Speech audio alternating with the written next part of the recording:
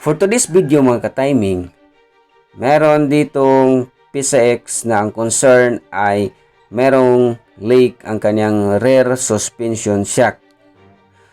So as we can say na meron na ngang mga oil sa kanyang shock strut.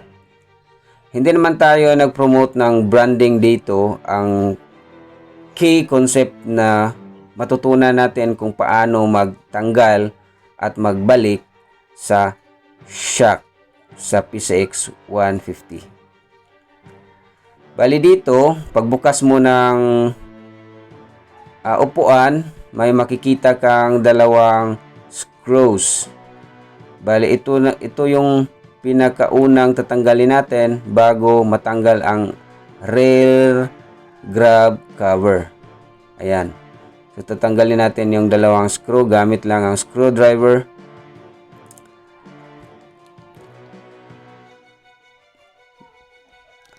At pagkatapos, gamit tayo ng plastic cover remover para safe yung pagtanggal natin sa rail grab cover. Madali lang ang process kung alam natin kung paano natin tatanggalin dahil napakasilan ng mga parts ni PCX 150. Ayan. Sa gustong mag-DIY, hindi na kailangan pang pumunta sa mga kasa para ipagawa ang inyong mga motor. Kung alam nyo lang ang process, kung nakikita nyo lang itong video na to, ay huwag ka nang mag-aksaya ng panahon kundi panoorin at i-apply sa inyong mga motor. Next, meron ding dalawang screws. Ayan. Sa ilalim ng cover na tinanggal natin, merong dalawang screws. Tatanggalin din natin. At pagkatapos niyan, matanggal, ay tatanggalin natin yung bolt mismo sa kanyang rail grab. Bali, 4 na bolt ang matatanggal sa ating rail grab. Ayan.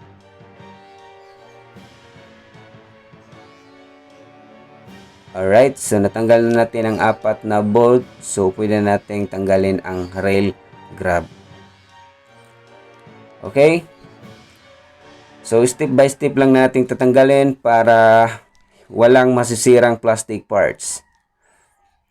Next, dito naman sa loob ng U-box, merong 5 pieces na 10mm bolts. Ayan. Dalawa sa battery side at 3 naman sa outside ng battery. Alright. So, ang purpose natin, kaya nga tinanggal ang 5 tornilyo dito para maikwat natin ang kanyang U-box. Depende na sa inyo kung tanggalin ang U-box for comfortably ang pagtanggal nyo sa shock. Pero sa video na to ay hindi ko tatanggalin ang U-box kundi ikwat ko lang ng konti para ma-access lang ang shock mounting. Sa both side merong bumper clip. Ayan, natanggal ko na. So dito na side merong naka-fasten na plastic. Ayan. Ikwatin lang ng konti para ma-uplift natin ang kanyang U-box. Or depende na kung tatanggalin nyo ng tuluyan ang U-box. Pero for this video ay hindi ko na tatanggalin ang U-box kundi i-lift up ko lang ng konti para ma-access ko yung shock mounting. Ayan. At dito na side po, meron pong fasten na screws, dalawa, left and right, dito na part. Ayan, visible naman to kung magbukas kayo ng U-box.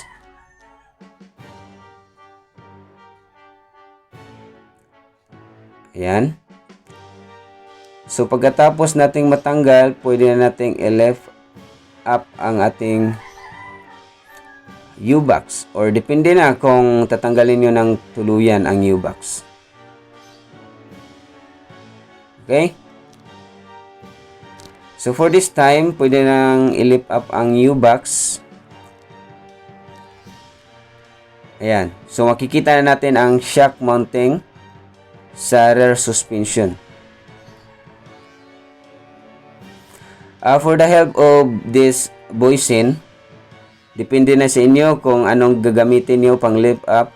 Pero sa akin is ito yung daily na ginagamit namin. Kung magpalit kami ng front bearing, ay ito po yung buoyant ang ginagamit namin pang support sa ilalim. So makikita na natin ang rear suspension mounting. Ayan. Pero hindi pa tayo tapos. Meron pang mga parts na kailangan pa nating paluwagan para matuluyan nating matanggal ang mga bolts sa ating shock. Dito naman sa kaniyang airbox, sa ilalim merong bolts. Tanggalin muna natin yung cover na dito sa may ibabaw ng crankcase cover. Sa may CVT side, merong 8mm na bolts. Tatanggalin natin para ma-access natin yung bolts sa kaniyang airbox na 10mm. Ang purpose dito, hindi natin matanggal ng maayos yung bolts sa kaniyang shock kung hindi natin paluwagan ang airbox. Ayan. Dahil kung hindi natin paluwagan ang airbox ay sumayad yung ulo ng bolt sa airbox, hindi natin matuluyan matanggal. At dito naman sa itaas na part, so paluwagan lang natin. Ayan.